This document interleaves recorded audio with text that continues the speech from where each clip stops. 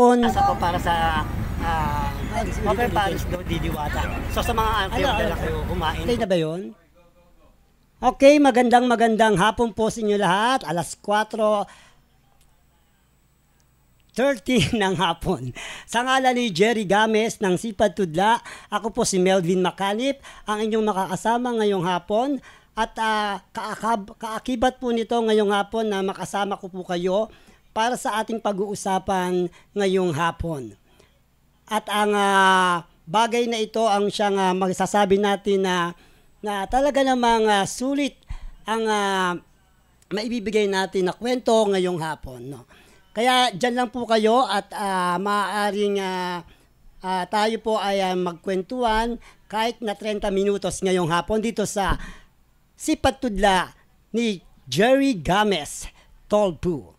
Kaya naman aasahan namin mga kabarangay, mga kasampalok, kabayani, kapangkat, ang mga bagay na kayo ay makakwentuhan sapagkat alam naman natin na ngayong hapon ay napakainit pa rin ang panahon, no? Talaga naman wag po nating pababayaan ang ating sarili dahil uso pa rin ang heat stroke. At sana naman ay tayo ay ugaliing uminom ng tubig. Pero pag kayo po ay pagod, wag din kayo basta-basta inom ng tubig dahil sabi nga ng mga eksperto, merong mga ugat na maaaring mapatid. Kaya hinay-hinay lang sa pag-inom ng malamig na tubig. Kaya naman pinag-iingat natin ang ating mga kababayan na sa ganitong summer day, bagamat next week baka i-announce na rin ng ating pag-asa na magkaaroon na tayo ng panibagong malamang La Nina na. No, at magiging tag-ulan na. Naway at least nalampasan natin ng almost 3 months itong tag-init at tayo ay magiging presko naman. Pero hindi naman ito maganda para sa ating mga kababayan na talaga naman malapit sa mga ilog, kabundukan na magiging resulta ng flash flood. Ano. Kaya mga kababayan, at bigyan natin naman ng isang kwento dito sa Sipad Tudla, si Kabayani Tolpo Jerry Games, dahil noong May 12, 2024, ito po ay nagkaroon ng launching sa Cafe Alnardo ang ating pangkat Kabayani Jerry Games, kung saan ay sinamahan siya ng ating mga kababayan na sa iba't ibang sektor na siya ay magiging bahagi ng 2025. Sasabak na muli ang ating pangkat Kabayani Jerry Games. No? Pangkat Kabayani, ibig sabihin ng pangkat, pangkaraniwang tao. Parang idinidetalye niya rito na bahagi ng kanyang na layunin sa pangkat kabayani ay yung mga karaniwang tao na gaya niya na maaaring magbahagi ng kabayanihan, pakikipagsapadaran sa buhay kung paano mabuhay ng marangal bilang isang pangkat o kabayani. Diyan po ay nagkaroon ng launching ang mga pangkat kabayani dyan sa Cafe Alnardo na matatagpuan sa Dapitan. Ang may-ari niya na yung ating tinatawag na ang Alden ng Sampaloc, no? Si Jeric Rotac. Kasama ang tinatawag nilang isko ng Sampaloc na si Paul Gumaru. Kung saan at nakasama ang ilang at pinipiling mga kaibigan at bahagi ng kanyang pakikibaka upang isulong ang nalalapit na kanyang pagtakbo sa larangan ng politika dyan sa 4th District, Manila, dyan sa Sampaloc. Dinagdag pa ni Kabayani Jerry Games o tinatawag na Tolpo. Tolpo kasi putol nga po yung kanyang isang bahagi ng kanyang kamay. Ano.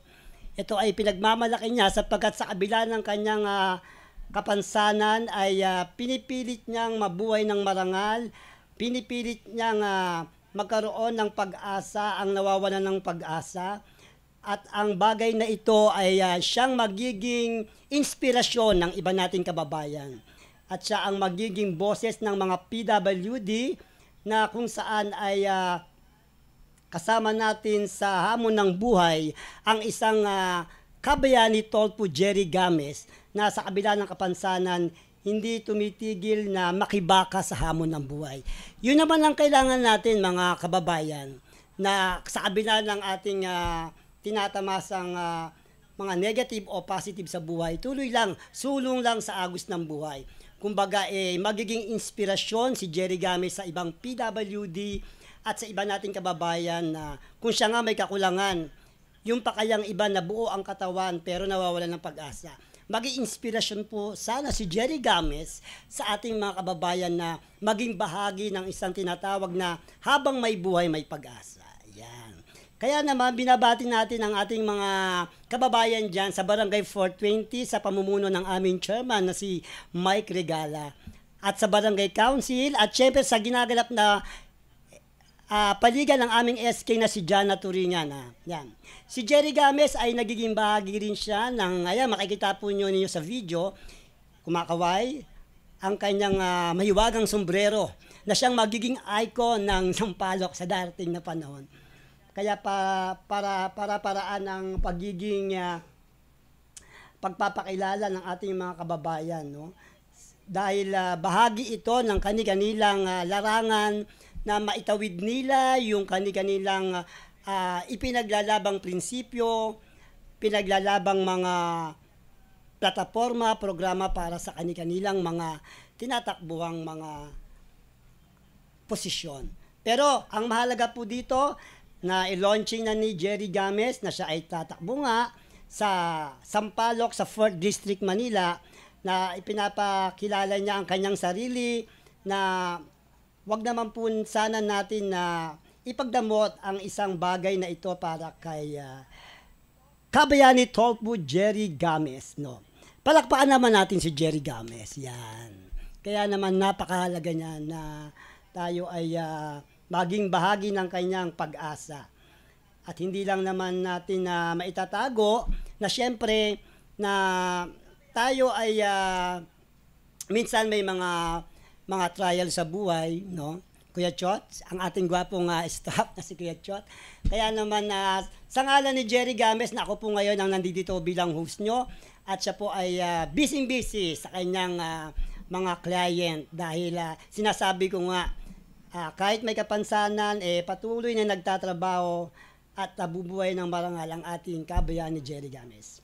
So, dahil inspirasyon nga si kabayani Tolpo Jerry Games, dako naman tayo sa isang inspirasyon na naman ng pinag-uusapan sa social media. Ito ay si Diwata, no, kung saan ay from the rug to rich, no. So sinasabi naman niya na hindi pa naman siya ganun kayaman. Ayan si Diwata, makikita ninyo nung nag-video call ako, nandun kasi yung kaibigan kong si Tricia. Nagkataon akong mabigyan ng pagkakataon na mag-video call ako sa kanya. Dahil nga yung common friend ko na si Tricia ay personal makeup artist ni Coco Martin kung saan doon naman siya nagtatrabaho kay Diwata. So, nagkaroon ako ng panahon na ma-interview si Diwata nung ako ay nagkaroon ng appointment dyan. Bagamat hinintay ko rin naman talaga yung na makapag-relax siya bago ako pumunta. So, si Tricia ay isang kaibigan natin, kapitbahay, na siya ngayon ay nasa likod ni Diwata sa mga lakad niya, no? Siya po ang personal makeup artist ni Coco Martin at si Tricia din naman ang misay siguro nagme-makeup kay Diwata. So sa mga usapin ngayon, nagbigay din sa atin ng inspirasyon itong si Diwata, no? Na naging bahagi siya ng isang lipunan na ipinagkait sa kanya yung kahirapan. Pero sa kabila ng kahirapan na yan, nagpursige siyang lumaban sa buhay. Lahat pinasukan niya. Nandiyan yung call center, construction, nagtinda ng kung ano-ano. So nakita natin yung hamon ng buhay na hindi sumuko. Maipapakita natin dito sa sitwasyong ito na ang buhay natin minsan gulong ng palad, ika nga. Minsan nasa ibabaw, minsan nasa ilalim. Kaya sa pamamagitan nga ng tinatawag natin na sabi nga sa matatanda, no, habang may buhay may pag-asa. Sa pinag-uusapan natin itong hapon, yung inspirasyon na naibibigay natin sa ating mga kababayan sa tulong ng kanilang mga kwento na ipinamalas ay bahagi na nakakapagbigay sila ng talaga namang pag-asa sa ating mga kababayan. Kaya naman si Diwata ay masasabi natin na swerte sa panahong ito. Kahit sa pagkakataong ito ay maraming bashers o mga negatibo ngayon na komento sa kanya ang mga netizens dahil niya minsan sa video na nakukuha sa kanya ay parang mas may pinipili daw siya kapag hindi daw sikat na vloggers, hindi niya masyadong binibigyan ng importansya. So, ako naman, yung nagpunta ako dyan, nagkaroon ako ng pagkakataon na ma-interview si Diwata dahil nasa mood siya yung sitwasyon na yan. Ito yung video po na yan na ipapakita ko sa inyo. Panoorin niyo po. Asa ko para sa Over Paris daw di Diwata.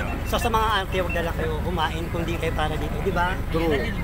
Barangay 420 shut out. Thank you. Kita na tayo sa shooting mo doon sa location. True. Okay. See you dear.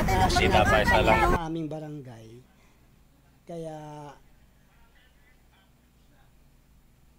nagpasalamat naman ako na hindi naman ako nagkaroon ng pagkakataon na masiro nga ika nga doon sa pagpunta ko doon kay Diwata. At syempre super accommodating naman ang aking kaibigan na si Tricia na siya ang nag-serve ng pagkain ni Diwata. Kung saan ay actually yung siki ni Diwata, yung kanyang pares, wala naman talagang lasa, no? Siyempre, dahil may mga kalamansi doon, may toyo, may suka, may bawang, ikaw na siguro ang magsasangkap ng lasa para magkalasa yung prito. Kasi usually, pag prito lang yan, yung chicken, wala talagang lasa yan. Even yung mga bulaklak, chicharong bulaklak, ikaw na magpapalasa noon kung ano ang tansya mong panlasa mo. Sa halagang 100, libre na ang soft drinks. Pangmasa lang po yan. Huwag na tayong mag-expect na ang chef cook ni Diwata galing sa culinary na nag-expect tayo ng magandang lasa, no. Kumbaga pangmasa, pang 100 lang kayang-kaya ng mga kababayan natin na nagpupunta diyan gaya ng mga riders, yung mga namamasyal diyan sa folk arts o tinatawag na PICC. So yun nga lang, may nagpapabate pang shout out Edwin Reyes at Habi Bagaching. Birthday greetings, belated Chairman Zamora ng Barangay 580 at si June Rambo from Jerry Games. Yan, mabuhay. Si June Rambo, pinapabati po sa atin. At syempre, binabati rin natin ang ating kaibigan si Bobby Iranga dyan sa Orak Bakery kung saan ay walang sawang nagbibigay ng lata para sa aking minimithing paggawa ng mga daspan, no? Ang daspan natin ay nakakalikom na tayo dahil papaabutin ito ng na may get 150 pieces, mamimigay ako bandang September na. Oo. So magkakaroon din ako launching, no? Kulay violet po yung daspan natin. Yun na mga kapangkat, kabayani, mga kasipad tudla, bahagi ng ating buhay na magkaroon tayo ng inspirasyon na magbibigay sa ating mga kababayan. Si Jerry Games, inspirasyon ng ating mga kababayan, PWD, kahit may kapansanan, hindi sumusuko sa hamon ng buhay. Si Diwata, naging madamo sa kanya ang tadhana sapagkat hindi naman siya ipinanganak na mayaman. Sabi nga niya, grade 2 nga lang daw ang inabot niya. Pero dahil umayon sa kanya ang panahon, nabigyan siya ng pagkakataon na mabigyan ng sa social media, sa pamamagitan ng social media, na nabigyan niya ng inspirasyon yung mga kababayan niya until na nakuha niya ang success, nakakilala siya ng kaibigan na tinuruan siya na magpares. Ayun niya, hanggang sa sumikat na po. Inspirasyon ang mahalaga na maibibigay natin sa ating mga kababayan. Sa mga taong ito na naging bahagi ng pang-araw-araw na buhay. Kaya Habang may buhay, may pag-asa. Kaya mga kababayan, mga kasipatudla, ako po si Melvin Macanip. Hanggang sa muli, magandang hapon po.